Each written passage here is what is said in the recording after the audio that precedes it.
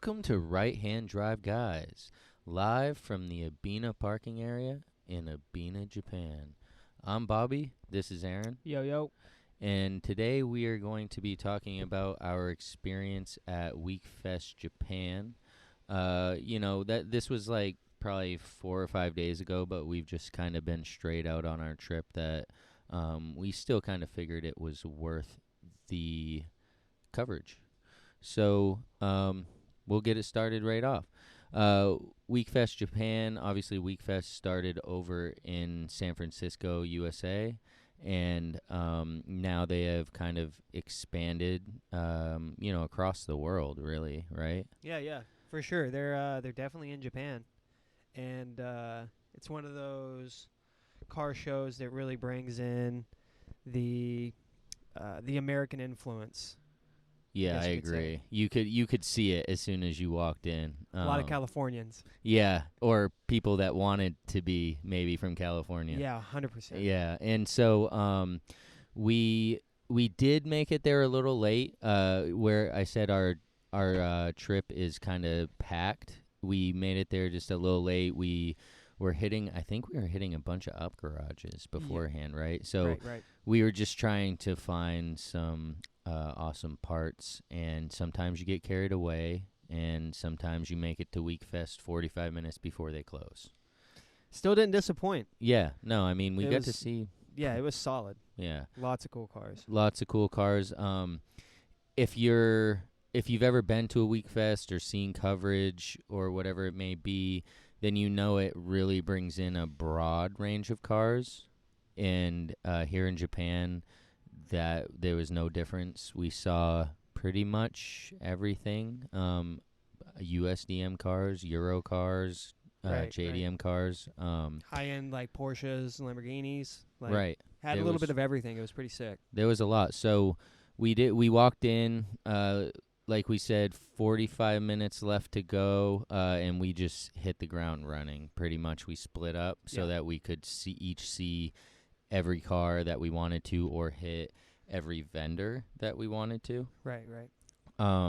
So pretty much it seemed like Aaron went right and I went left. We walked right in the middle, and we just hit it. Right, hit the ground running, and the venue that it was at was huge. Like, it's just like this wide open warehouse, tons of lighting. Like, Yeah, the lighting was was- sick. yeah, Like, it was on point. I Like, think I think that hall was fairly new, I saw. yeah. I mean, it seemed it was beautiful, and with everything in Japan, everything was super clean. The bathrooms were super clean, considering there was thousands of people here, and I mean, they were super clean. That blew my mind almost as much as some of the cars. Right. It was at the Port Messe in Nagoya. Messe. Yeah, in Nagoya. So it was Wekfest Japan in Nagoya. And so what like took your mind immediately? What caught your eye, like, first off? So pulling into the parking lot was crazy, right? Yeah. We parked right next to one of the nicest S15s I've seen, but we'll get to that later. But If you know this guy, you'll know that anytime he sees a clean S15, his pants just drop yeah, dude, immediately. And this was no different. Literally, we pulled in, and the S15 was in the spot in front of us, and he's like, oh my God, that is so nice. That is so clean. And I'm Right. like looking around, and all of a sudden I realize, oh, S15. Yeah, full Vertex kit, but yeah, whatever. We'll Yeah, get back yeah. to that. Walking into the show, though, I started walking down this aisle and immediately saw a bunch of S chassis, so that kind of caught my eye. One in particular, it was a white, what I thought was a 180SX. It was a white, had the Type X kit, had the Signal Auto stripe, had some chrome wheels on it. It's fitted perfectly. Got to looking at it a little more. Noticed it was left-hand drive. I was like, what? What is going on here? Noticed the quarter glass said 240SX. And it was a USDM 1989 240SX. Wild. Yeah, first car I seen, and it just immediately blew my mind. And it was just like the perfect spec 180SX. Like, so sick. Or not 180SX, 240 Right? SS. See, it's hard It's because hard, you're right? over here and that's what you're expecting. And you know, not just Wekfest, but overall being here really opened our eyes to the importing of USDM cars on this side of the globe. Right. It's a thing, you know, and of course we would expect that, but it's really a thing. Yeah. Yeah. And so that when we're talking about that US influence, that really doesn't stop at Wekfest. It's really it's something that's happening consistently with what we're seeing here. Right. Whether it's like a square body Chevy truck or Escalades. Escalades, Yeah. Mustangs, like whatever. It's kind of wild to see the influence. Yeah, and that really again opened our eyes to the fact that like, okay, wow, like we've been obsessed with this Japanese culture for so long, but didn't realize that there are Japanese folks over here that share that same love, but for our stuff. Right. Yeah. And so when I walked in and you know, what I first noticed, first picture in my camera roll, like a line of 7 Mazda RX-7s, the FD3S chassis. And they were beautiful cars, all with livery, all just maxed out, total care for the build. Like these guys just put their hearts into these RX-7s, and Right. I mean, I like RX-7s. Like I think that they are one of those, you know, really classic cars. But normally I would just kind of, you know, glance at one and be like, oh, okay, cool, this Right. guy put it in. But these 5 were just on point. And I believe all those had Liberty Walk kits on them. Yeah, from what it looks like, yeah, they were just they were just blown out, period. I really couldn't believe it. Right. My favorite one of that group was the red and white. Yeah. It looked like the Coca-Cola library. Yeah, exactly. And Super they cool. do that type of stuff, right? They'll take something and they'll make their car based like completely around it. Right. They take it and run with it. Which is again like really cool to see, because a lot of times some of those details, I feel like, at least in my experience in the US, will kind of be skipped over, right? Like Right. a lot of things are, not everything, but a lot of cars are kind of cookie cutter, so to speak, you know, and kind of imitations, but these are completely unique. Correct, man. It was crazy to see those cars lined up.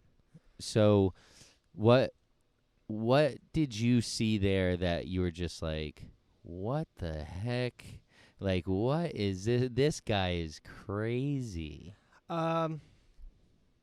Everything. I mean, I saw this line of cars on the outside. There was like an R35 GTR, I believe a Fuga next to it, and then a Challenger on work mitts. Like, I hate Dodges and I Yeah. hate Challengers, but seeing a Dodge Challenger on work mitts slammed on the ground was cool. Right, mean, it's it a was just- flavor you wouldn't generally see. Right, and that was wild. There was a bunch of, it looked like Time Attack inspired cars there. Yep. They were pretty cool as well. Definitely saw those, and that again is cool. These guys, you know, they may never race those cars, Right. but they love that style so much that they are willing to make their vehicle look exactly like a car that would be on the track. Right. And I mean, respect to that, you don't have to track your car to enjoy that flavor, right? Right. I mean, I mean, maybe you sunk everything you got into this car, and the minute you take it on the track, that front lip's turn 2, Yeah. gone. So maybe you're not doing it, but that I definitely noticed that trend of kind of race car styled cars. Right. You know, and again, we definitely saw, you know, some USDM cars. It was that Mustang, right? Yeah. It's just like, it's interesting how they do some of these things. How would you describe that Mustang? Let's see. Definitely 100% Japanese influence on an S197 Mustang. 100%. You know, it had the roof wing, had like the Wangan type spoiler on the back, had all the, you know, just different Japanese type livery type stuff. Yeah. It was it was just so weird. It's just kind of you want to hate it, or you don't want to look at it because it's a Mustang or whatever, and then you start looking at it and you're like, you can't really fully hate on it because it's its own unique thing, Right. and it's the guy that put the work into it really did it to its fullest, and took it all the way. Right. He loved sense. it. Yeah, Right. like that. Right. And that was his vision, on day one, however, he got a hold of this Mustang.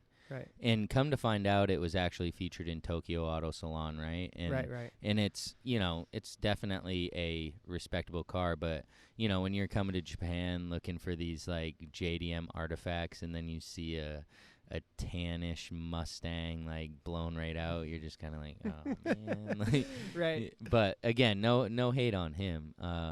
And so there were some vendors there. I was a little surprised. I expected, like, some different vendors, but again, like, still cool. Tommy Chiara himself was there. Yeah, and they had the Resto Mod R34 GTR out. Yeah, it's beautiful. Which was a treat to see. Yeah, they really did a great job on that. And we also Garage Active, SS Active was there, and if you know anything about them, they're the ones that make the full carbon GTRs. Yeah, that thing was insane to see. Yeah. They've had it over in the States for the SEMA show this past year, and seeing it in pictures and seeing videos of it online does not do that thing justice. Just no, the way it's a beast. The way all the carbon weave lines up on every single panel. Perfect. Like, it looks almost seamless. And this is the whole car. This isn't just like some Entire. doors and, some front fenders. We are talking the whole car. Right. They molded out in carbon fiber. And it also had the HKS RB30 engine in it, which is fairly new, which is sick in big itself. boy. Yeah. So, this car is very special. I would say, this is different. Your average Joe isn't building this. This isn't like, some guy. This is a company. So for company display cars, I would say that was absolutely my favorite. And just the color scheme on it is like, with these lights that they had at the Messe, was so awesome. Like, just mesmerizing, so to speak. And so give me a few more cars that you saw that you really felt were, like, on the top of their game out there. So there was particularly a gray R33. Yeah, that was. And it was R33 GTR. It had a super big wide body on it. Had some type of wheels. I'm not sure exactly what type of wheels it were, but it was center lock. So single lug nut. And all the interior had been reupholstered. Oh, yeah. Maybe not my taste because it was like a tan saddle type color, like leather, but I can respect it totally because it was just done so nicely, and there was just not anything out of place on it. No, it was. No. I mean, besides that color of interior and stuff, I didn't feel like it totally, like, matched the car, but it's not my car to even think that. So, regardless, like, 9 days out of 10, I would have driven that thing. It was so definitely cool. a show car. Yeah, right. And that's what we got to remember is, some of these guys, like, they built it just for this, right? Right. Like, this is the pinnacle of when they were building that car. I'm taking this car to Wekfest Japan. Right. You know.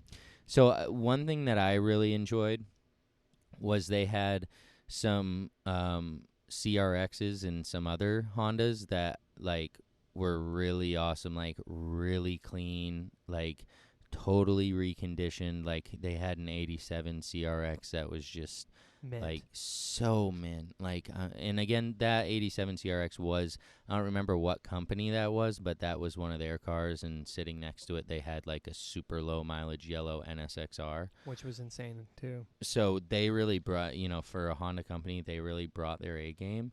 And then there was another CRX that was, like, completely Mugen, that was, like, just so awesome. Like, just a little, oh my gosh, sorry. I'm looking at the video now, and I'm like, damn. Like, it was a CRX SI that they just, like, did right up. And And so that was cool to, because since we've been out here, we've seen some Hondas, but like not as many as I anticipated. Right. I think I've seen more GTRs than I've seen super clean Hondas. Right. Yeah. I believe so too. The Hondas out here are kind of far and few between. Yeah, which I didn't necessarily expect, and maybe we're just not looking in the right places. Right. But what else did you see out there? So I hate to say it, but another R33 GTR, and this one was actually special. It was blue, and that's what the first thing that caught my eye. And it was slammed on a nice set of LMGT4s, which is very typical. Classic. And looking at the car and just looking around it, it's got like the little decal on the C pillar that comes on the LM Limiteds, which is, if you don't know what that is, it's a one of 100. They only made 188. 188. So it's a very rare car, and at first glance, I'm like, oh, this guy just painted his R33 this color blue, put the sticker on, and slammed it, fitted it, made it look nice. But after doing a little bit of research later, I came across a Speed Hunters article from a few years ago where this was an actual R33 LM Limited V-Spec, which is rare, beyond rare. And he slammed it out and did his own thing to it. You know what I mean? So he for sure did. He did it. It has a big GT wing on the back, has, splitter up front with canards, all that. Totally track inspired looking car, and it's just one of the sickest cars I've ever seen before in my life. And knowing that it was an actual LM Limited just made it that much better. Yeah, he definitely he found that car that he wanted, and he went right to work. And we actually ended up finding a little bit more about it later, because we park our camper at a parking area, and after we're done doing what we're doing, we go back to the camper, we park our car, whatever, and we're like, what the heck? And there is literally like an R32, and you can check out the Instagram to see the pictures, but there's an R32, R33, and R34 just lined up right next to each other, and like flies on poop. We were right over there just drooling, and these guys, they didn't speak much English, but they could tell what that we were in love with the cars, and so they were on their way to home or to do whatever at that point, and after that is when we really started looking into the cars, because we're like, okay, what is up with this car? Right. And so they were awesome. They let us take some pictures, and then ended up inviting us to this other meet later on, which all kind of fell into place and worked out. But yeah, it was sick. Yeah, it's crazy how the connections can be made from seeing this car at an event to in a parking lot to boom, being at a meet with the guy a few days later. Right. And one last thing about that car that really stuck with me. In his Speed Hunters article, they asked him, why this car? You could do this to any R33. You could do it to a regular R33 GTR. Why this car? His answer was, because he liked the color.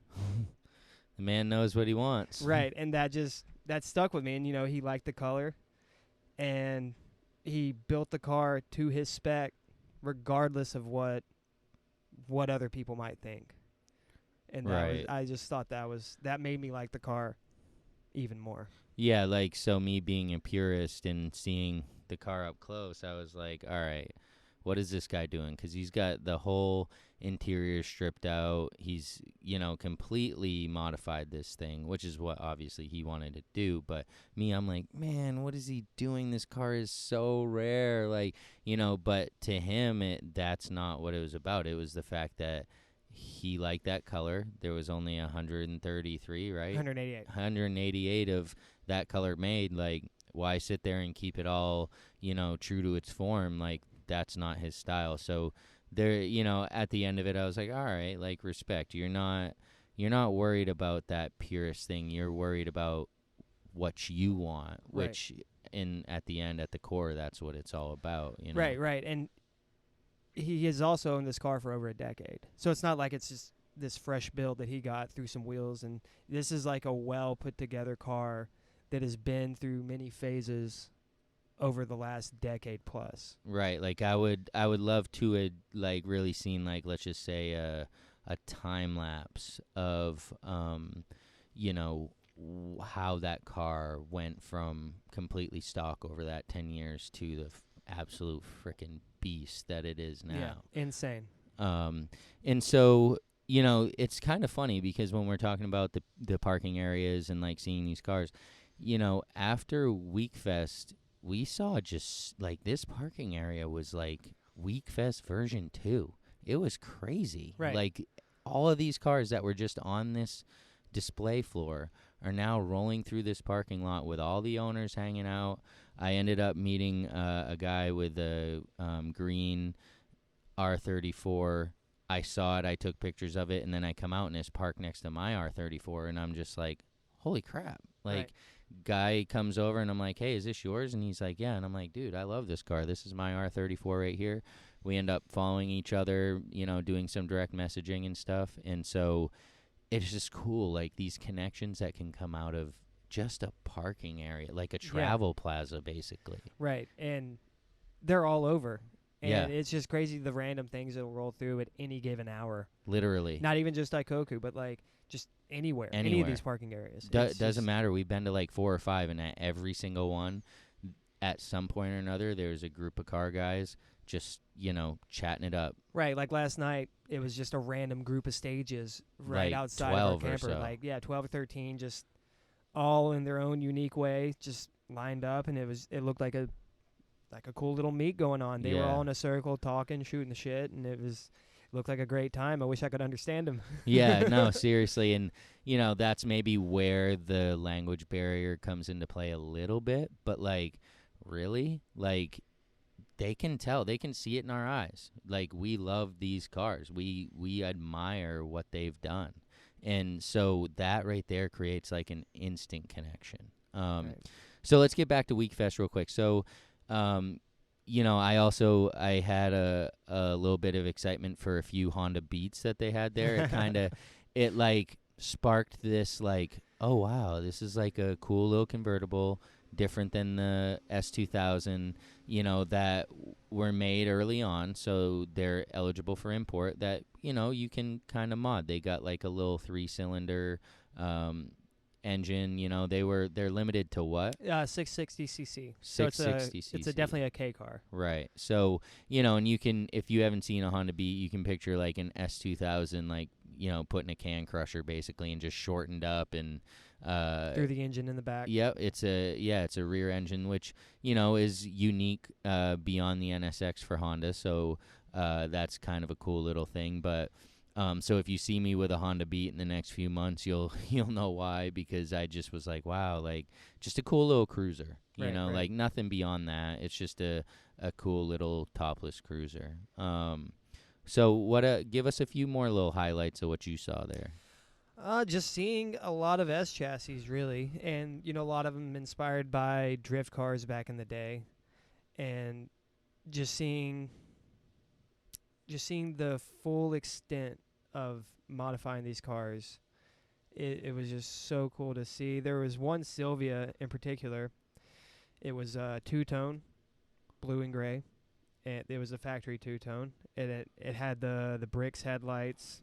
It had the factory aero front bumper, factory aero skirts, kind of like an OEM Plus type build, but the guy had the hood off, and under the hood was an SR20, fatty single turbo, and tubed out front end. And you could tell this dude probably drove it. You know, he's probably hit some drift events for sure.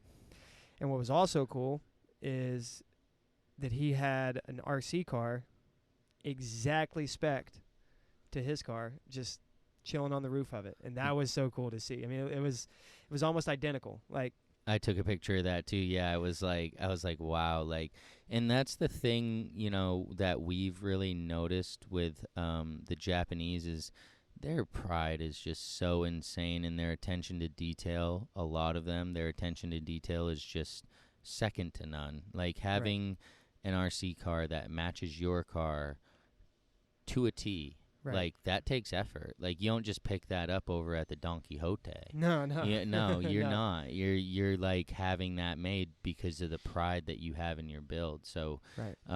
that really, I think, stuck with me. You know, that's something I really picked up from this, was just that attention to detail. Right. So yeah, I mean, there was an S2000 that I really loved. It's, you know, it was clean and simple, hard top. It was the yellow.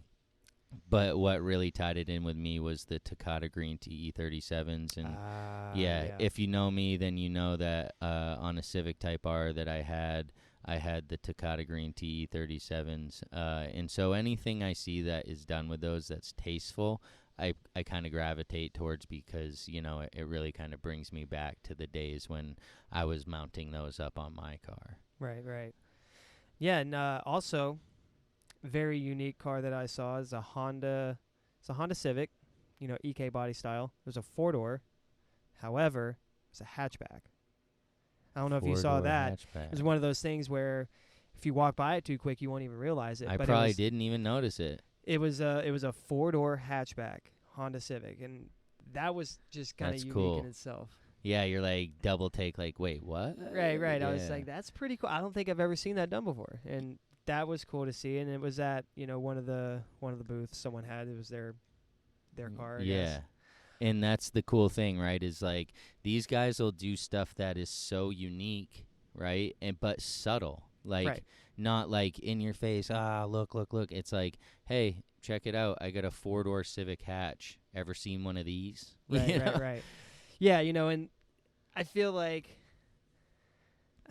one of the biggest things is, like, I feel like if you would go to a car show like this in America, everyone would have these goofy boards out in front of their cars telling you their specs and like all this stuff. And like, I don't know, I just like looking at the cars and appreciating like what I'm seeing.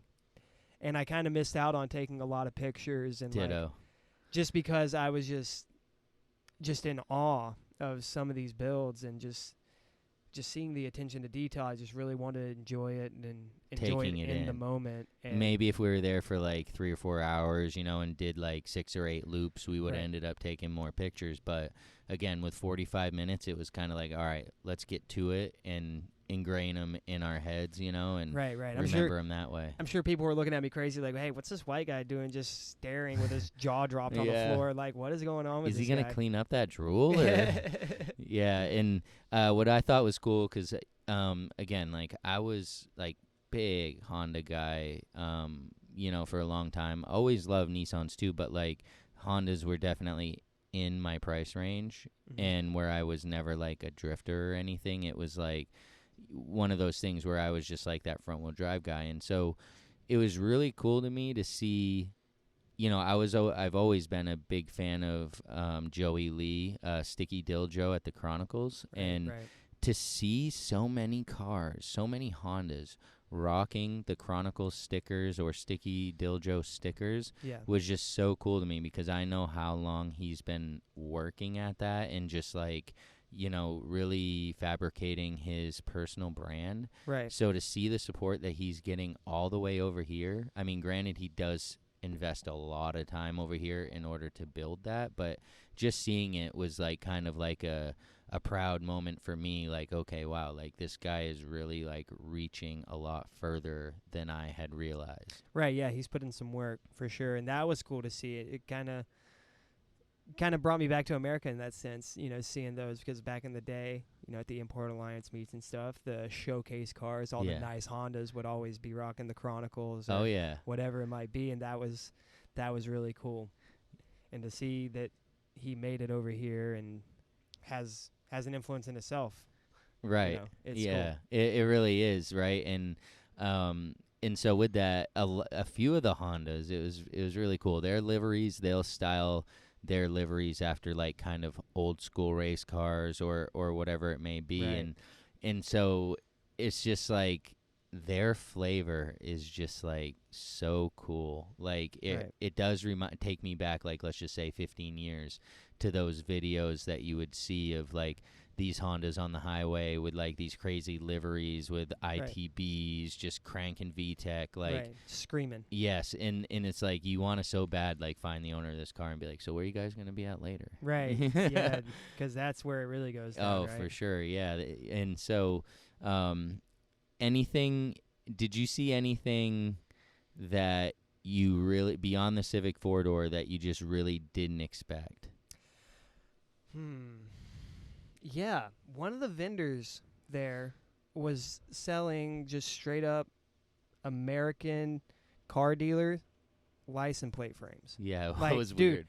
Bins and totes just like stacked full of these American car dealership just like license plate frames, whether it be Chevy, Geo, Yeah. Ford, like Jeep, like Yeah. all this weird stuff. And I'm like, what is going on here? These are like thrown away back home and Oh, for just sure. tossed to the side as soon as you buy the car, even like. And seeing those on the cars out on the Out floor, and about. Yeah, right, yeah. right, and it's just like, what even is this? Yeah, it's like Ben Miller Chevrolet, and you're like, what? Who is even Austin, that? Texas, you know? right, it's right, like, right. You know, and so, you know, again, like a lot of being on this trip, a lot of eye-opening experiences as far as like, wow, like these people are absolutely loving what we put out, down to the stock license plate frames that come like, Right. whew. Well, same for us, right? Like if we could find a cool Honda dealership or whatever, like Yeah, we would. we would want to rock that. And yeah, just seeing like the random American license plates too, like from like Oregon or Texas or South Dakota or just these random states that, you know, they just want it because it's American. And that Yeah, was it just kind doesn't of matter, mind blowing to me. It's just like, what even is this? Yeah, we need to hit up Varney and get some of the Varney plate enclosures and send them on over so he can be repped out here, right? Do a little trade. Yeah, seriously. And so, you know, 4 o'clock came around, you know, pretty quick for us, obviously, because we are, you know, just cruising through here as fast as we can. I mean, there were some like a few Evos with like crazy livery on them. Did you see those? I don't think I did. Oh, some of them had the anime Atasha type stuff, like. And I'm just like, wow, like somebody put in some work, not just to design it, to wrap it, Right. you know, and just like put these guys' vision Right. onto a canvas, which is a car, Right. like fully wrapped with just the craziest anime, and still having like the mirrored logos on each side and everything, Right. just Which, like yeah. super clean, you know. Yeah, I mean, even if that type of livery isn't your thing, the car build itself is still so tasteful and just perfect. Second you to know? none. It's like, you know, and you wish you could see some of these things. And granted, maybe, you know, where we're at and in our area, we're just not seeing them. But even, you know, on Instagram and stuff, I'm not seeing a lot of American cars that just put this love. No. I mean, I feel like in America, if you do a wrap on a car, like that's like step one for some people. Like they do this crazy Atasha type wrap or whatever it is, but it's on a completely stock car with stock wheels, stock everything. It's an automatic, like Right. just And then just they doing get that clowned on. right, and it's just like for attention and for clout or something. And like these dudes aren't doing it for that. They are Yeah. doing it because that is what they want and that's what they love. They don't care if anyone else likes it or not. They love it. That's the end. And something else that we kind of noticed was like, you're not seeing everybody's Instagram all over their car. Right, Like, which you're kind of ties into the same thing, right? Yeah, it's not for like attention or clout in that way. It's for the passion of the automobile, right? Right. They build these cars because that's what they love, and they bring them out because they think other people might love them too. But if Right. they don't, it's not that big of a deal. They're not looking for followers. They're not looking for likes. I'm sure they're just looking for smiles on people's faces and like Right. finding those like-minded people. Yeah, and like the gratification is in real life, not on the internet, right? So when somebody walks up to it, like you said, they smile, they take that picture. Right. They listen.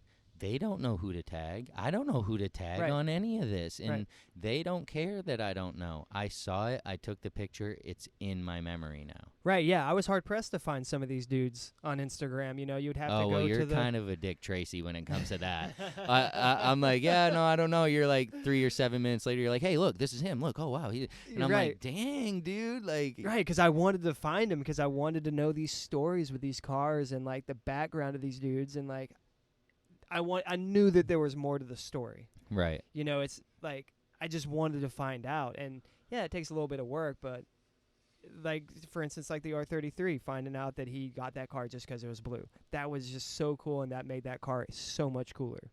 Yeah, but that guy seriously. doesn't care that I No, know that. he doesn't care. And he's kind of an older guy, too, Yeah, which makes sense. He's had it for 10 years, you know. I mean, Right. you got to have some age on you. But so, yeah, I mean, we could go on about these cars all day. There, you know, the camera rolls still, even though we didn't take many pictures, it's full. But so 4 o'clock comes around, and, you know, these guys are going to start getting out of there. And, you know, we're hungry. We're kind of ready to move on. But we knew there was still so much to do out in that parking lot. Right. We knew, like, just by when we came in, we knew for sure that we were going to have our work cut out for us just checking out the parking lot.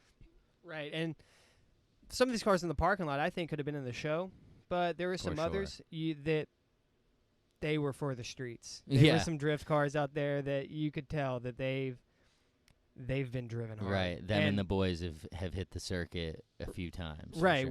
which I love that too. Respect. I love the people that, you know, will drive their cars the way they want and not really care, I guess you could say. But like, you know, like this S15 for instance. Full Vertex kit, 6 set of wheels, big GT wing. It's perfect. But like you could tell that it was driven. You know, by the like right behind the rear wheels, you can see like the paint a little bit chipped away from the rocks or whatever it might be. And that like makes that car that much cooler. Yeah, it's not just sitting in the garage coming out to be in the lot at, like, you know, these events. Like this guy, he's probably hitting some late night runs. He's probably hitting the track, you know, and that's like the best of both worlds, right? It's a beautiful car that you can still drive. Right. Yeah, there was a bunch of S chassis in the parking lot that I really enjoyed seeing just as much as the ones I saw inside because I could tell that they were the driver's cars, right? Right. Yes, absolutely. And, you know, a lot of these cars at Wekfest, you know, not all of them, like we said, we saw plenty over at the PA afterwards. But, you know, a lot of these cars were on carriers, on haulers when they're leaving, you know, the venue. They're not just being driven. And again, that's their thing, right? They're keeping their mileage low. They're keeping their paint clean, and respect to both. But, you know, one vehicle that kind of definitely blew our minds out in the parking lot, I don't even know really what it was. It was this boat. It was a Lincoln. Like, what was the that? old Cadillac. Cadillac, yeah, that's right. He had it parked three-wheeling with hydraulics, had the Daytons on it. Oh, yeah. This thing came straight out of early 90s South Central. Yeah, like for real. Like, we were mind blown. He couldn't even fit it in a parking spot. No. This big old Cadillac. Its ass was sticking right out. Right, he's parked halfway in the grass, parked halfway in another parking spot. Like, it was cool to see. Aaron had to get his picture taken with it because he could not believe that he's seeing this. Yeah, I was just like, what is this, dude? This is like just mind-blowing. Wild, yeah. And so, you know, another notable, I saw a Tommy Mackinnon Evo, and that was, like, cool to see, like, you know, in reality, instead of just maybe on Gran Turismo or, you know, on Instagram. And so, I mean, overall, you know, Wekfest was a great experience. Wish we could have gotten there a little bit earlier, but, like, hey, we had a great time nonetheless. And then to connect these other cars after the fact at the parking area and like then be invited to a little meet was just like Tokyo Underground. Yeah, it was really cool, and I'm sure we'll touch on that in another episode. but for today, I think this wraps it up. You know, I don't want to keep it rambling. I think we got the picture out there of kind of what we experienced. And Right. you know, make sure, if you're not, follow us on Instagram at RHDGUYS, and you'll be able to see some of the coverage from this event and kind of put some images to the words that you're hearing. Yeah. Yeah. But for now, we're out of here. Peace. See ya.